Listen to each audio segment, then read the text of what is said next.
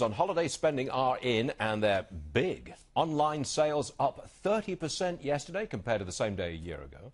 Joining us now is Paul Oster. He's the owner of Better Qualified. Now, that is a credit repair company. Paul, welcome to the program. Thanks for having me. You're a viewer, aren't you? I am. So you know what to expect? I do. Okay, this is combat That's why I'm sweating. Okay. I put it to you, you do credit repair for individuals and for companies. Yes. It's in your interest for people to go deep into debt and to need credit repair. You are cheering on this consumer society. You are cheering on Black Friday selling and buying when people can't afford to buy, aren't you? No, we're actually dealing with the aftermath.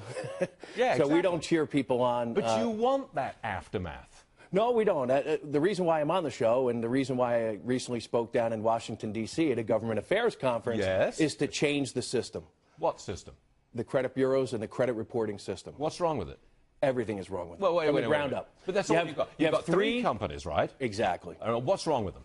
Well, they are for-profit companies. They are not government agencies. And you're not? I am. But I also don't control the lives of 300 million people. So you have three repositories that collect the data on all of us as consumers. Then you have a separate company, the Fair Isaac Corporation, that generates our credit scores. The government consistently tries to put their thumb on monopolies in this country, but yet they overlook the one company, there's only one, that generates the credit scores for 300 million people. All right. Why is that? Okay, if you think it's fixed and it's a monopoly and the government's got its thumb on it, what system would you put in place? Real fast.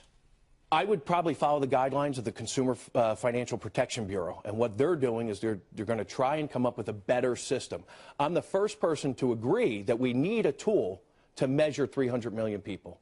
And right now, it's credit scores and credit bureau. Okay, if you had a better system to measure the credit worthiness of 300 million Americans, if you had the kind of system that you want, would it show those 300 million Americans are in better shape credit-wise or worse shape credit-wise? What do you think? I think it would show that they're in better shape than they actually are, because everyone was stricken with the downturn of the markets and the housing debacle that we all face. So when someone has a 130-day late payment and it costs them 30 points in their credit score, but yet they've paid their bills on time for the past 20 years, to me, that's a flawed system. It's interesting. How much do you charge to rectify somebody's bad credit? That depends upon the amount of work that has to be done. There's not a fixed price in place. So Stuart Varney comes to you, and I've got average cost is $800. $800. That's right. So if I've got a lousy credit score, that would be, say, 500. That's a pretty bad score, isn't it? That's a bad score. I pay you $800, and you get me a score of 700? Well, there are no guarantees, Stuart. Okay. But I've got to pay you the money. You do have to. That's a guarantee. How would you get me from 500 to 700 on my credit score? How would you do that? How much time do we have? there are a number. Now or in my life? We have a 6-month program that we put clients through. What do you do? Okay, real fast. What do you do? Well, we do a credit analysis and we figure out what information is on the report that's causing you pain.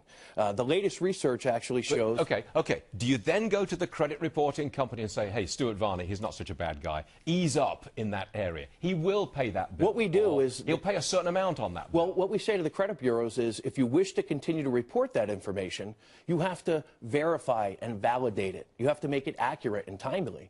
And unfortunately, the credit bureaus, quite frankly, do a terrible job of that. Okay, look, I haven't paid my bills, right? I've got a lousy credit score of 500. I just have not paid. I'm in debt up to my eyeballs.